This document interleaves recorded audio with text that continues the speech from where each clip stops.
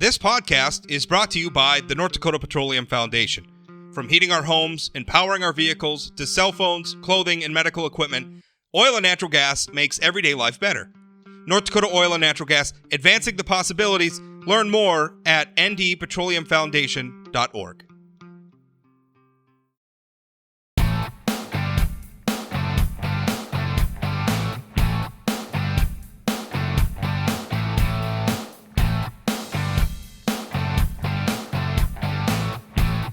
Welcome to Plain Talk Live. I'm your host, Rob Port.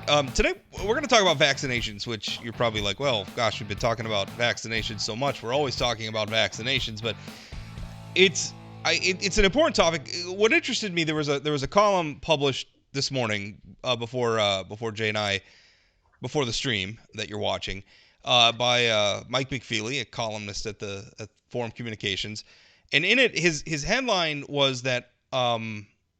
Well, and now I don't have his headline right here in front of me, but it was. I got it. It's McFeely. Unvaxxed mostly deserves scorn. Yeah, that's right. And then in it, he goes on to argue that we, essentially the unvaxxed are mostly Trump supporters, and we ought to not like them. And that interested me because I think Mike McFeely wants people to be vaccinated. I want people to be vaccinated, or more specifically, I want people to go and talk to their doctors and then and listen to their doctor's advice. I think their doctors are going to tell them to get vaccinated, and because I think for most people, vaccination is the right choice. But go talk to your doctor. What interests me though is that this idea that people who are vaccine hesitant are somehow falling into one specific political category, Trump supporters, and that they deserve our scorn. That's just more of the deplorable stuff we saw that didn't work out too well for our liberal friends in 2016. And if you're really supportive of the idea of people getting vaccinated, is insulting them the right way to go about doing that? Here to talk with me, of course, is Jay Thomas, host of the Jay Thomas Show. We talk every Monday on my show and then on his show. His show, of course, you can catch on WDAY AM 970 in Fargo and points beyond via the internet at 2 to 5 p.m. weekdays. And Jay, you've even actually been hosting a lot on Fridays in the summer, which is unusual for you. I'll go back to my doctor hours. Busy summer, man. Busy summer because we're back to normal, but I don't know. You start reading around other parts of the country, Rob. I don't know. That back to normal could be going away. It is in some parts of the country, and all the blame is going on people that are not vaccinated. Well, that's right. Yeah, we're seeing an uptick here in North Dakota. We're seeing an uptick across the nation. A lot of that's attributable to this Delta variant, which again I think is a reason why people ought to consider getting vaccinated, and why they maybe ought to consider their children getting vaccinated, because I guess the first wave of COVID came through and it kind of seemed like younger people were exempt from it. That may not necessarily be true with this new wave. Regardless, what did you make of this column, this argument that people who are vaccine hesitant, we ought to just give them scorn. We ought to just I don't know. What do you make of that argument? Well, I look at it I'm looking at it as just trying to stir the pot, and to make it about. Well, it's already COVID has turned political. It's been political almost from the get-go. But to try to still use the old Trump line, hey, it's President Trump's people that aren't getting vaccinated. Look, I know a lot of people that are not Trump supporters that have not gotten vaccinated. They adamantly will not get vaccinated because they don't trust the vaccination. And I don't know anybody that's not going to get it because they're one of those conspiracy theorists that think there's a microchip in it. They just don't trust what's been coming out from the government. And I'm with you. I believe McFeely wants people to get vaccinated. I'm quite sure he is. But look, Mike, if you're watching this, and I know McFeely watches this, look, all you're doing is making the problem worse, because the more people are pushed to do something, especially from the government, or the more that they're chastised or called names, the more they're going to stick to their guns and stand their ground. I've said all along, the government has handled they've handled the whole COVID thing ridiculously, but the vaccination part of it, quit jamming it down people's throat. Just simply do an ad campaign that says, look, the vaccinations are available in your area. Go to this site to find out where you can get them. and talk to your doctor and your family and leave it at that. The president, columnist, talk show host, whoever, whatever walk of life, quit pushing it on people. If you want more people vaccinated, stop with the name calling, stop with the pushing of it, stop with the threatening, and just let people make that decision. And I there are people, and we had, when I was on your show last Monday, there were people calling in and they were upset that we were even talking about vaccines, and I kind of went off on them a little bit, and maybe I shouldn't have, but no, dude, that's the one thing on my show. Everybody's entitled to their opinion. Everybody's entitled to go ahead and go I went off on them a little, but what frustrates me is the idea, because you say don't push the vaccine. I would say there's absolutely nothing wrong with people saying vaccines are available. Sure. People going out and making the case, right? Making the argument for getting vaccinated. There's nothing wrong with that. Where I draw the line is we're going to shame people, or we're going to try to force them or manipulate them into get it. That's where you're going to get the pushback. But there's also nothing wrong with people not wanting to get the vaccination for whatever reason. Calling them names and ripping them apart and putting a scarlet isn't going to letter persuade on them. Is not helping it. No, it's not going to persuade them. And by the way, to this idea that it's mostly Trump supporters, there's actually my good friend Jim Garrity, who writes, he's a columnist for National Review. He wrote a column about this today. And he just looked at some of the numbers. As of this weekend, 41%, this is per Jim's numbers, 41% of New York City residents were not vaccinated. Trump only won 22% of the vote in New York City. In Chicago, 43% of residents are not vaccinated. Trump only carried 24% of the vote in Cook County, where Chicago is. In Multnomah County, which includes Portland, Oregon, just under 63% have at least one dose, meaning 37% are unvaccinated.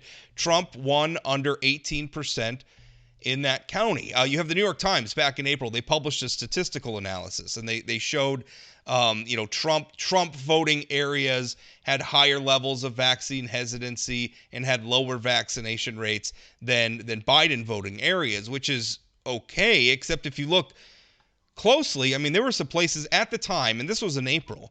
Obviously, some of these numbers have changed since then, but at the time, Hawaii was well below the 40% vaccination rate, putting it at the lower end of the spectrum of states on vaccination rates, and yet went overwhelmingly for Joe Biden. Pennsylvania, Oregon, Nevada, Michigan all had relatively low vaccination rates at that time, and all of those states went to Joe Biden. So the idea that this is just a Trump phenomena, I think is myopic, although I think it is endemic to something. I read something somewhere, Jay, and I'll see if you agree with this. The national news media, it can seem like they only really report one story, or they're only really covering one beat, and that one beat is presidential politics. And they have to bring around every other story that they report back to presidential politics or back to partisan politics. And I think that's what they're doing here. I don't think that the debate over vaccines is necessarily a partisan Republican thing. Now, people who have a certain political outlook may color their view on vaccinations. But this move to make it immediately a political story and a presidential story, I think is unfortunate. Stop doing that. Not every story is a political story. Well, here's the thing that gets me. The folks like McFeely and others that are trying to hang the scarlet letter and scorn people and blame it again. We're basically going back and blaming Trump. If you want to play that game, that's your choice to do. Which is funny, by the way, because Trump is vaccinated. Trump got vaccinated. Not only was Donald Trump vaccinated, his administration oversaw the development of the vaccines. That's where I was going. President, where's the kudos to President? See, the folks like this, they can't give President Trump anything. They just, I can throw Trump in here and I can get clicks, I can get this, I can get. Well, look, you're right. I was just going to say, Trump is the guy that pushed to get this thing through. Where's the credit there? You're all loving the vaccinations now, which is fine. That's your choice. But you're going to, in the same breath, you're going to rip former President Donald Trump when former President Donald Trump's the guy who said, we are getting this vaccine through. We're getting it through immediately. Where's the credit for that? Yeah, well, exactly. And do you think now you actually had, when we last talked on Monday, you said that you were going to be going to the doctor your Mhm. doctor to talk to him and ask him about the vaccine. You want to share that with us? Because you're somebody who's been a little skeptical of it, or at least I think maybe on the fence about it. You went and you talked to your doctor. What happened? Well, I'll tell you, the reason I've been on the fence, I don't get the flu shot. I got the flu shot one time in my life. Um, but I know that COVID is, people try to compare it to the flu. It is different. It is, if you get it, some people, it's a lot of people, it's deadly. Okay. I get all that. Um, so when it comes to the vaccination, I just I read as much as I can, but you don't know what you're reading, if it's fact, if it's opinion, if it's so I've said, I have my yearly physical. I had it on Friday, and I've said I'm going to talk to my doctor and see what he says. And I had a long conversation. We good half hour, maybe 45 minutes. We talked, and I asked him. I said, look, doc, the situation I'm in. I'm 55 years old. I'm a smoker of over 40 years. I take blood pressure pills. Imagine that.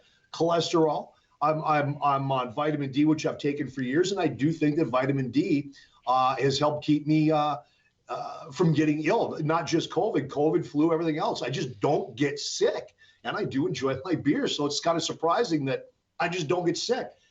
And he said, Jay, a guy in your situation. And he said, I've been your personal doctor for years. I know you inside and out. Literally. Whoops. Hey, he said, take it. He said, take the Pfizer. He said, I have no concerns when it comes to side effects for you. He said, everybody's different. But he said, look, he said, I've heard you on the radio say, talk to your doctor. He said, I applaud that, because that's the way it should be. It shouldn't be about politics. And I sat and talked with Alex a little bit about it. We're going to talk some more because, our lives are together for 26 years. So Right. she's going to have a say in this. But I'm leaning very heavily. I made an appointment for August 4th for my first shot. So Yeah. after her and I talk some more, I mean, right now, Rob, and your viewers, I'm at about 90%. Somebody made a comment to me Friday on my show, and I thought, holy cow, how can you, there's no comeback for this. He said, Jay, what's the worst thing you've ever put in your body? And he said, think about all your years when you were younger, you partied, the dumb thing. He said, think of all the crap you put in your body. He said, I can think of all the crap I put in my body, and the vaccine didn't scare me one bit. That's the least of my worries. I'm like, that's kind of hard to argue, Yeah. Well, I think there can be another side of this coin where you have, I think the people like McFeely who want to make this like just this partisan, ugly issue, another front in the culture war, and we're going to scream at each other and we're going to scorn people who maybe just haven't gotten to the point where they want to get the vaccination yet. And also let's be clear. The government has been sending so many mixed messages back before they won I mean, Kamala Harris was talking about how Even she my might. doctor brought that up. Yeah. Even my doctor said, I just do not understand how the government is sending all these mixed messages, and they're one of the biggest problems for people not getting vaccinated. Yeah. Well, it's mixed messages from before the election. Kamala Harris suggesting she might not get the vaccine because it was developed under the Trump administration. So she's out there sowing distrust. You have the fact that we're continuing to push like all these restrictions even for people who have been vaccinated. If you want people to believe that the vaccines work, then you need to behave like they work, or allow them to behave like they work. So that's a lot of that stuff is mixed messages. It's all over the map. But there's another side of the coin where you have people who will get upset if you even talk about being vaccinated. I mean, when I went and got vaccinated, I ended up getting the appointment at Thrifty White Drug, because when I talked to I was obviously in the hospital for a couple of weeks with COVID. When I was first talking to my doctor about it, the vaccines weren't available for me yet. I asked him. He said get Moderna or get Pfizer, whichever one's available, and get it as soon as it's available for you. That's what my doctor, and I followed that advice, and I got the vaccine. I ended up going to Thrifty White Drug to get the vaccine, and I just posted a picture of my little sticker on my coat after I got the vaccine, and like 300 comments later on Facebook, Jay, of people just ripping me.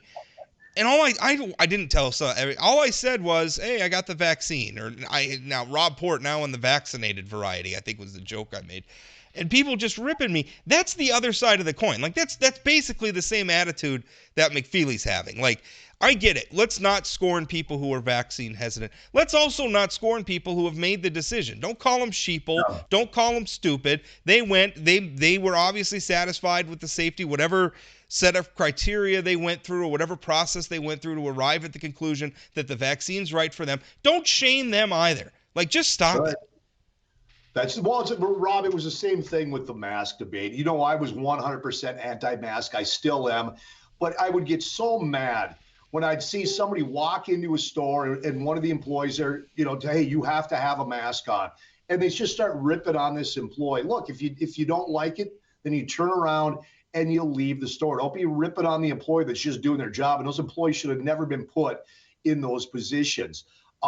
With the vaccine, look, whether I get it or not, I'm not gonna go out and preach every day. Hey, I got the vaccination and you need to get it. And I'm not gonna go on there. Hey, I didn't get it. Don't do it. I'm not, because this is between you, your doctor, and your family. And again, I wish the government would stop with all this pushing so hard, because that's what's stopping people from. Not everybody, but that's what's stopping people. I think there's a lot of information out there, but I think there's a lot of misinformation. It's confusing. And, when we heard that you're going to get the vaccination, you're good to go. You get the vaccination, you can go rock and roll, enjoy life. Now it just yesterday, right. I call him Dr. Fugazi because I don't trust a damn thing that comes out of his mouth. Dr. Fauci. He's really become just a poor spokesman. Oh, this guy is horrible. And now it's yes, even vaccinated, you need to be wearing your masks. Stop it. That's not helping people get vaccinated either, because now people are going, wait a minute, I'm not putting this thing in my body if I still have to wear a mask. I'll just wear a damn mask if I have to in places. It's a complete mess. Then you got the VAERS that had, went from 12,000 overnight to 6,000 people that had side. I mean, the whole thing, Rob, is a mess. But once again, hey, we're the government. We're here to help. And let's be honest. I mean, there are people out there who are trying to promote the idea that it's. I mean, I agree with everything you just said, so I'm not disputing what you said. But there are also people out there who are trying to capitalize on this because they have a business model that is based on paranoia and scaring people so that they get clicks, and that's or get viewers or what have you, and that's unconscionable. But like here in North Dakota, I think they've largely done a good job. We haven't put in place, but although there is a big regional company that is moving towards a vaccine mandate, and so we're gonna talk about them in just a moment. But I think the North Dakota Department of Health has done a great job. Yes, they're encouraging people to talk to their doctors and get vaccinated. They're doing informational seminars about, they just did one, I know it came up on your show, they just did one last week about people talking about the vaccines impacting fertility in women, right? I mean, that's a valid concern if you're a woman and maybe you want to have children one day and the vaccine could maybe prevent that. That's something. So they're out there trying to put out this information as best as they can. They're trying to provide North Dakotans with the best information that they can provide in order to help them make an informed choice. That's the approach that we need. That's exactly the approach. That's not pushing the vaccine. That's just trying to inform people and help them make their choice. We are now moving into another scary realm of Rona and vaccinations, and we knew it was coming. And you just touched on it a little bit, and that is, you are seeing now businesses, corporations mandating vaccinations, and I don't like that. Now, business, that's their decision, that's their business, but you're putting yourself in a situation that is going to divide your employees. And here in North Dakota, we already have a problem trying to get people to fill these jobs. Sanford Health, as of November 1st, you have to have a vaccination. And I'm telling you, you're going to see people leave the job because of that. There's already a shortage in healthcare. Now, I just read this morning, I'm sorry, I didn't read it, it was on the news. I believe it is the Pittsburgh Steelers. What they are going to, because the NFL has now said, you want to work in the NFL. No, this isn't players. This is coaching staff and others. you have to have a vaccination. Well, Minnesota Vikings already lost one of their coordinators. He said, I ain't getting it. I'm out of here. Now we find out the players will not be forced to have this vaccination by the NFL, but the coaching staff and everybody else will, which doesn't make any sense to me at all. But now we find out, I believe it's the Pittsburgh Steelers, what they're going to do is if you're a player and you don't have the vaccination, they're looking at you wearing a yellow band.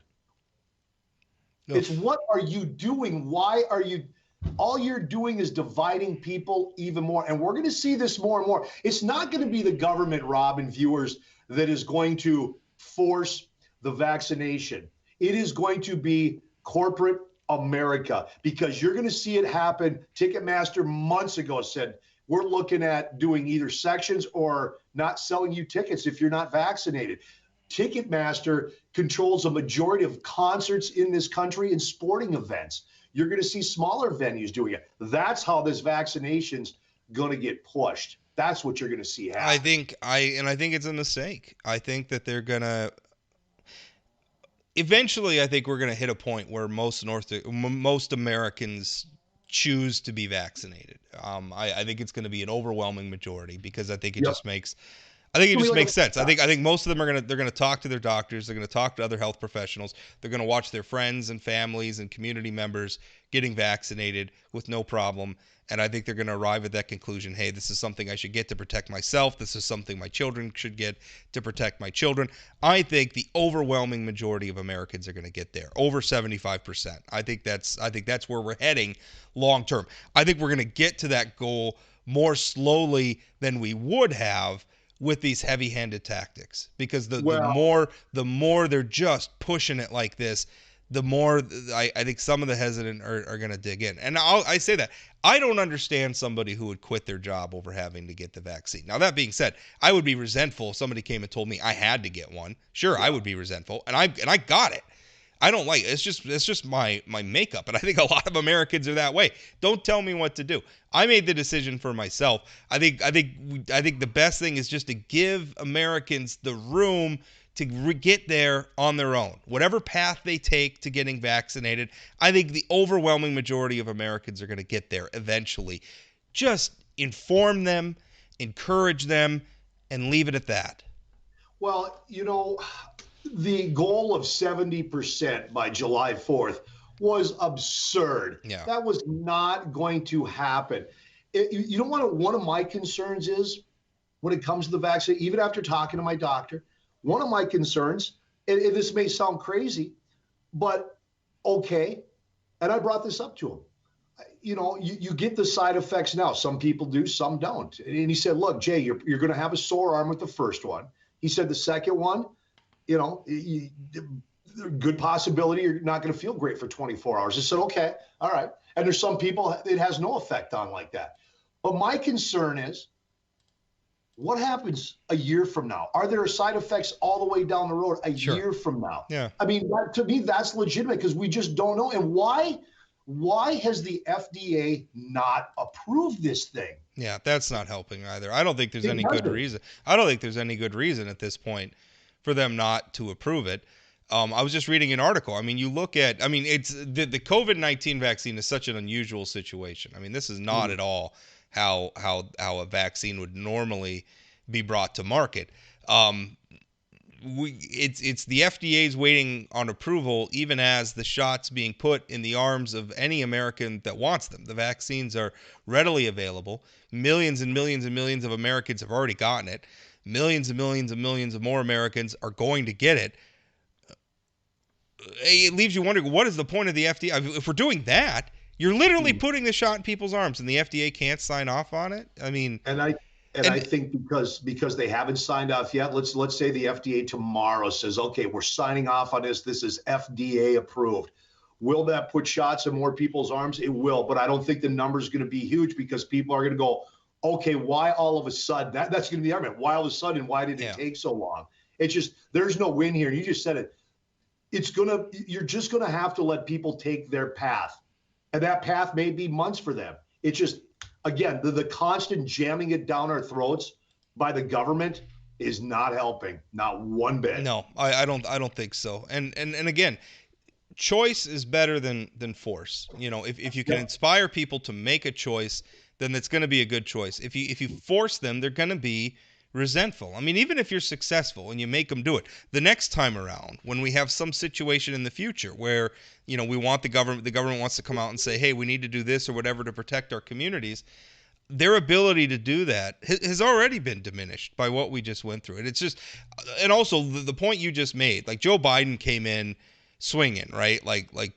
before Biden got elected, the vaccine was terrible because it was a Trump thing, and Trump gets no credit for it.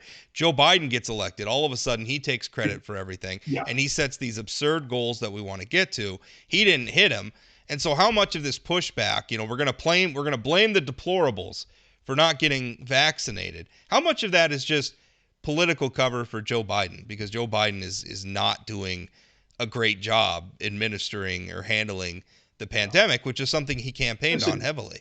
this administration is horrible, absolutely horrible. You shake your head, you look at the moves they're making, what they're not doing, and I just and this has nothing to do with him being a Democrat. It is sad. You see the situation on the border. It is not being taken care of at all. We've got this big concern about COVID in this country and this Delta, but yet we're letting hundreds of thousands come through that border.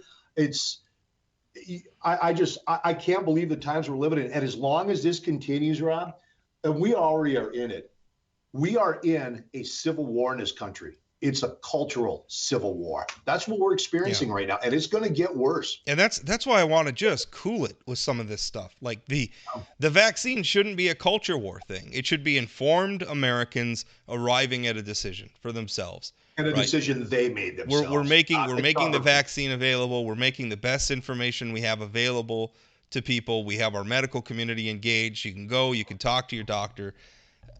Just let it happen. I mean, why does everything have to be culture war? But that's probably a topic for a whole other again, show. I want to go back to the talk to your doctor thing. Look, like I said, I get my physical once a year, and I trust my doctor. I do. I mean, come on, the guy makes decisions for me that are based on me breathing or not. So when he tells me, Jay, I feel confident with you getting the shot, it puts me at ease. I still have concerns, and I got to think this thing through. But again, talk to your doctor. Don't talk to friends or people on social media. Don't listen to the talking heads on television or even on the radio. Make that decision on your own. And if you feel right now is not the right choice, or not the right time, that's your choice. I'm not a guy that's going to go, oh my God, you're a moron, or you got it, shame it. This is between you, your doctor, and your family. And we just got to quit with this, believing everything we see or read or because. And by the way, that goes for. You go to your doctor. And by the way, that goes for both sides, right? Like don't be against the vaccine because you read some screed on Facebook from a guy who said my uncle was a doctor in the 1960s and he doesn't think people should get vaccinated. Well, maybe that's not the best. Maybe just go talk to your doctor who practices medicine in 2021 and knows your specific medical history and can give you advice based on what he knows about you or she knows about you. That's I don't understand it. And also, if you see somebody and they're making a decision about the vaccine you don't like and you don't want to talk to them about it, why not just be respectful? Why not just ask them, hey, how come you made that decision? Why did you decide to get vaccinated? And if you get asked that question, don't get defensive about it. Just give them the honest, I talked to my doctor, or I read the studies, or whatever your path was, and that's why I made the decision for me. And then don't resent them for it. They made a decision. It's not your decision. Move on with your life. Don't resent them. It's their. They made the decision. It's their body. It's not yours. They made the decision to get the jab. What the hell do you care? Yeah, exactly. What's coming up on your show, Jay? Oh, dude, actually, busy day. We got Rob Board coming up as always. I'll try not to shout at anybody this time. I'll try not to. We just toss something out and we go from there and have fun. What else? Oh, I got Ag Commissioner Doug Goring coming on at 3:35. How about I can't believe the USDA said no to North Dakota early haying. Are Yeah. you kidding me? Yeah. And in the past, they've done it. So he's joining me. Brian Shin with the Fargo Blues Festival. That's coming up this weekend in Fargo. That thing draws thousands of people. That's at Newman Outdoor Field. Have a little fun with him. And then we have another situation I'm hearing about here in Fargo. It's been quiet for a while. But Faith Dixon, with the head of Black Lives Matters here in Fargo, from what I understand, was pulling some crap when it comes to parking at the Fargo Air Show. So I'm doing a little digging into that, telling people that it's $5 to park here at a business, and people are telling her, no, we don't believe in your organization. So instead of her saying, okay, she decides that she's going to start screaming at people and calling them racist and hollering at them. Well, Just have I it. think and you know me, I believe there's so much mistrust between law enforcement and some of those communities that we want to have that argument. And I'll tell you, people who don't help that argument are the alarmists who are constantly going off about every little thing. So that's all going to be interesting. Of course, I'm going to be on with Jay this afternoon. Tune in for that, 2 to 5 p.m. Jay, thanks for your time. Oh, hey, by the way, can I pop you on at like 2:20 because we got storms brewing 220. again. So we got to We talk had to storms brewing again. Yeah, that's can we another Monday. are we just gonna blow through all the commercial breaks again like last time? No, because the storms aren't coming until after I get off the air. So Wysock, you'll join. So we'll hook up with you about quarter after. Quarter after. All right, that sounds good. Whatever. You see what Jay does to me? Just bumps me around. Whatever. Just bring Port yeah, on. I'm quite sure you'll give me one day on it. So Thanks, Jay. thanks, brother.